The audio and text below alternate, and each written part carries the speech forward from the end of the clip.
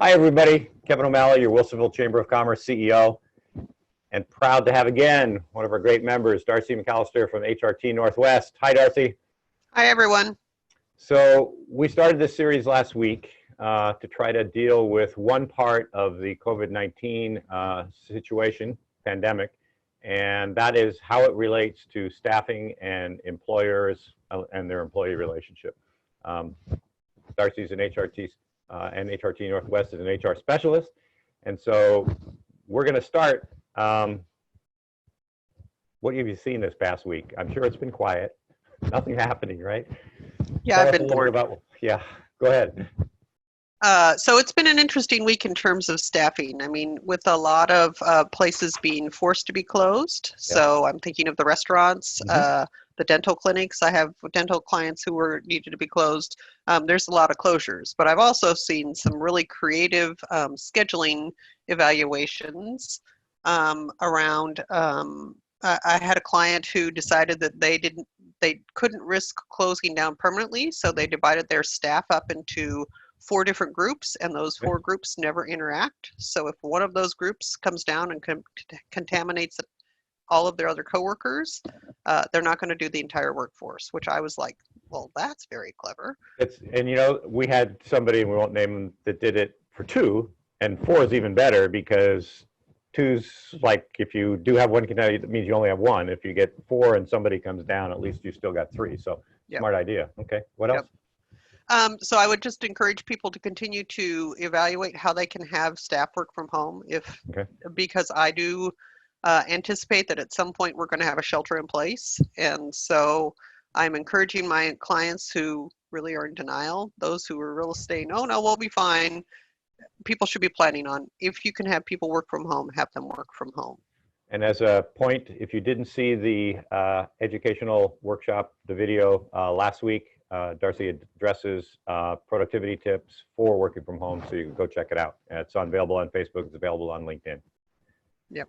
So we got creative scheduling, we've got staff working from home. Right. And we're going to talk a little bit about if you're going to have to reduce your workforce in a minute. But I did want to point out that the Oregon Work Share program is designed specifically to help employers not shut down. And that program is if you reduce staff hours and you submit it to the Oregon Unemployment Department and say, for instance, rather than laying off 2 employees, I'm cutting everybody to 5 hours a day. The Unemployment Department has a program that will help assist even more for unemployment for those additional 3 hours. So the unemployment website for the state of Oregon is really quite amazing right at the moment. It's funny you mentioned that because I was looking at that as we have a chamber page and we're putting all types of resources, and I looked at the work share one and I put it up and I went, okay, I've read this 3 times about their example and I'm still not clear from their example. So maybe it was just the fog of COVID-19, everything and all the data, but I had a hard time understanding how that the work share would work. So let's say you took 10% or 20%. Can you give a hypothetical as to how that works? Because I didn't understand their example on the website. Sure, and I'll give the example on the website because that actually made a lot of sense to me. And we're going to use round numbers because I'm an HR person, so not math challenged. So say you have an employee who works 5 days a week, full time, and they make $500 a week. So they get $100 a day. Right. And you decide that you're going to close down on Fridays. So now, if you were going to close or lay them off completely, they would get unemployment benefits equivalent to, say, $255 or something-ish a week. Right. Based on what the award would be for unemployment. But if you reduce hours for everybody then and spread the pain across your workforce, say you're going to close down on Fridays, that employee is still going to make $400 a week from you, but they're going to get a day's worth of unemployment from the unemployment department, say $75. Don't quote me on these exact numbers. Yeah, it was 55 in the example, but okay, yeah.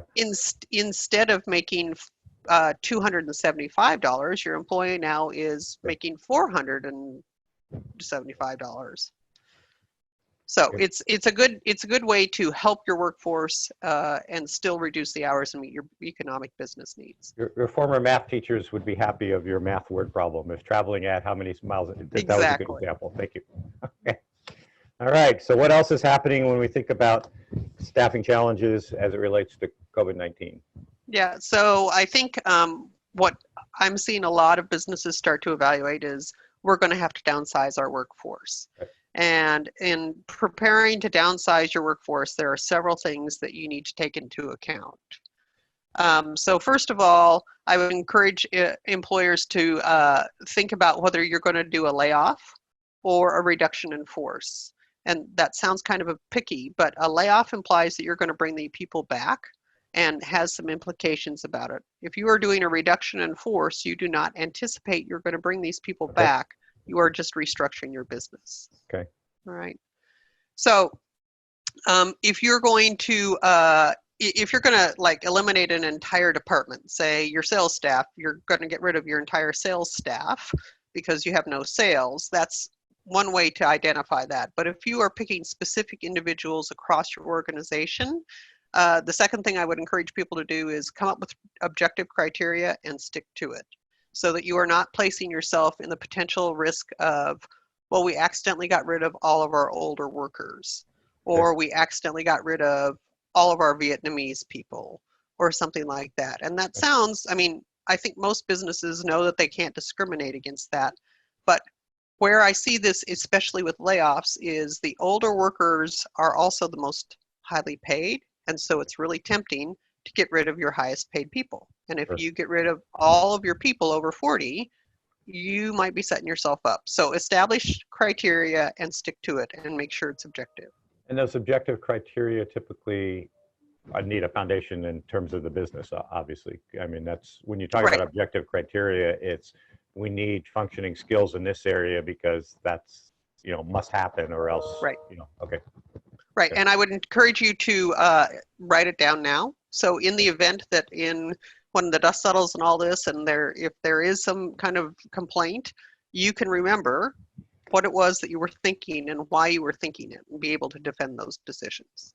I had an attorney share with me one time, memorializing ahead of time is a smart business move. And that was one of those $400 attorney words, memorializing, put it down on paper. This is what we were thinking.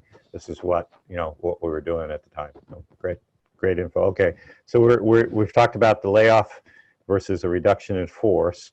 Imagining that most business owners are going to be glasses half full rather than half empty. They're saying we want to bring back people.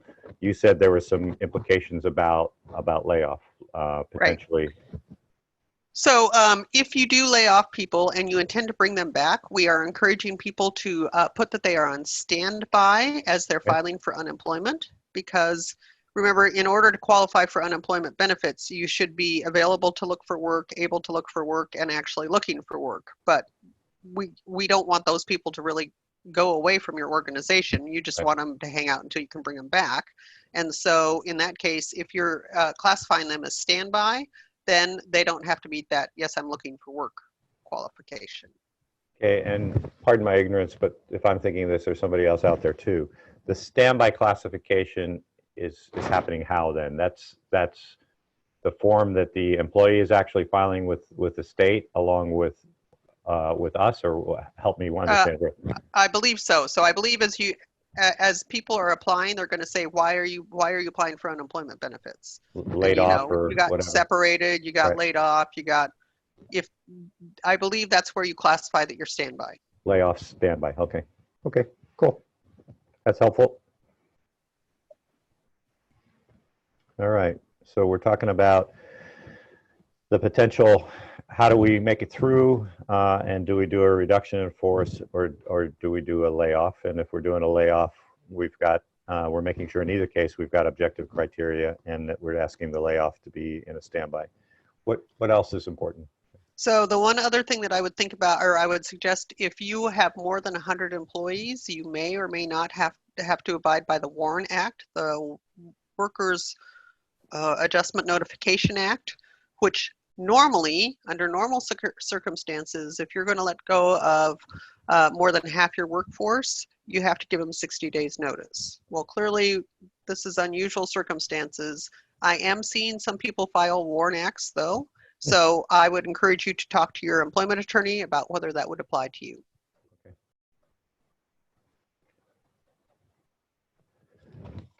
There's a lot of questions, I think, on what's happening or realizing you don't have a crystal ball, none of us do, but there's a lot of conversation flowing back and forth that you're probably hearing about relative to what type of reliefs, maybe not the right word, but what type of tools may governments, state or federal, be putting into place in hopes of trying to help employers and employees. You have any thoughts on what might be coming down the pike then? Well, clearly the federal government passed the Coronavirus Families First Act, not yesterday, the day before. Right. And so that provision has two provisions that will affect most employers. So it applies to employers of 500 or less. Okay. And essentially it expands the Family Medical Leave Act. And so there are two provisions to it. The first one is that you can have family medical leave under this provision for, sorry, I got to refer to my notes. Sure. For if you have COVID, if you are caring for somebody for COVID, okay. Or I think the most impactful is if you have an employee who can't work because they're at home because their kids can't go to school because the schools are closed. Wow, okay. So it covers family medical leave, and they get job protected leave for up to 12 weeks. And the first 2 weeks are unpaid, but after that, it will be paid at a portion of their salary. And that's done by the employer. And it's who will then get reimbursed through a tax credit. Right. So this may be a question because there's legal implications. Right. So how does an employer look at so assuming they're under 500 and for practical purposes for most of our small business it's less than 100 and less than 50. But right. Trying to decide to say, okay, I need to do a layoff, and we've got unemployment straight layoff versus the FF. So is this federal Families First going to supersede unemployment, and that you have to do the FMLA? Do we know? Families First is not effective until April 2nd, and I do not know the answer to that. I'm trying to get the answer to that because, for instance, I have some clients who are restaurants. Yeah. They're already closed. Yeah. If it's not retroactive, this is not going to help them. Okay. The second provision of the Families First Act is that there is paid sick leave for the first 10 days. And that is to help bridge the gap. So all employees would get up to 80 hours of sick leave in order to care for people for themselves if they have COVID, or an employee or a family member if they have COVID, or take care of their child because they can't go to school. Okay. Okay. So, and once again, I'm not an expert on this. I'm only passing along all of the stuff that I've read. But there are some really interesting implications from this act that I think it will be fascinating to see how it turns out in real life. Okay. You did mention restaurants. For those who are in the hospitality business, there's a lot of activity being pursued. As we look today at the 20th of March, a lot of stuff is happening, and so real time. If you remember hospitality, I'd encourage you to look at the Oregon Restaurant Lodging Association page. They're doing a lot to try to help out. When you think about unemployment insurance or being able to take unemployment, there's a number of conversations coming out of Salem that have to do with maybe making it a little bit more straightforward without the week to wait and not the return to work. Are you hearing pretty much the same, that there's a pretty strong consensus that looks like it's happening? Or again, nobody reads nobody knows what the political realities will be until it's all signed. But what are you hearing for employers to be able to have their employees actually say, okay, I'm going on unemployment, and it's going to happen, and here's how it's going to work out? So I am working with the business owners, so I don't actually hear that, but I do know that Washington did this, and we seem to be following a lot of suit of what Washington's doing now. So I wouldn't be surprised if they did that. Yeah, and again, it's only conversations, but I've had conversations with elected state representatives on both sides of the aisle, and good news is they seem to be in uniform agreement that unemployment has to happen right away, or it's a catastrophic impact on our society. So, Darcy, we're coming up on about the time, but we wanted to ask any other thoughts you have relative to creative scheduling, staffing, basically what things our employers should be looking at here right now? I will just head this off at the pass. The number one question that I've gotten this week in relations to all of this is, what about health insurance? Okay. And as far as I know, there are no answers yet. So theoretically, if you offer health insurance to your employees and they are laid off, they will have to be offered COBRA. But we all know that COBRA is very expensive. And so I know that there is a lot of activity around there around with the Oregon Insurance Association and stuff to figure out what they're going to do about the health insurance crisis. But I don't have any answers yet. We same conversations, and it's true. Health insurance is a big factor, because particularly if you're dealing with an employer who says, "Hey, I really want the folks back. This is a layoff because of COVID. It's not a pardon me. It's not a reduction in force. If you don't solve that, we've got a big problem." And the two conversations I had with electeds in the state this week, that was a major focus of it, because you can see all the things that they're trying to work on, but that one hadn't made it out yet, really. And I go, that's right up there at the top of the list, right after unemployment. That should be the next one to figure out, because for those employers who have the ability to make the premium payment, that's an option. There's a potential solution. So we'll keep working on it. It's right up there with the rent conversation that will be for a banker conversation we're having next week, which is everybody says there's got to be rent relief. Well, there's only rent relief if the bankers have been all the way up to the bank level are saying, okay, we'll allow reamortization, we'll allow some of these things to happen, because if the landlord wants to do it, he's still got to have his bank, whether it's a residential or a commercial property, okay with with that, and providing them with relief too. So not only do they have to have relief because they're not making the payment, but is everybody on agreement? So there's a lot of conversations at a high level, and the business groups and government, for a good opportunity now, are actually sitting around the table trying to talk it and work it out. So that's good news. Well, Darcy, we appreciate it. HRTnorthwest.com is the website. And folks have questions, email's the best way to connect up, or phone, or how do you like people to connect best with you? I would encourage people to email us, and we will get back with you as soon as we can.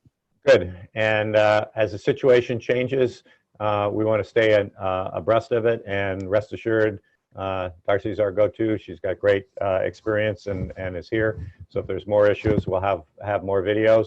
If there's not, God willing, it means we're all moving forward in a new direction, and you have just the normal strategies, which are somewhat less than overwhelming. And now we're just kind of like at the. Darcy, thanks so much again. Appreciate it. Thanks, Kevin. Take care. Appreciate it. Bye.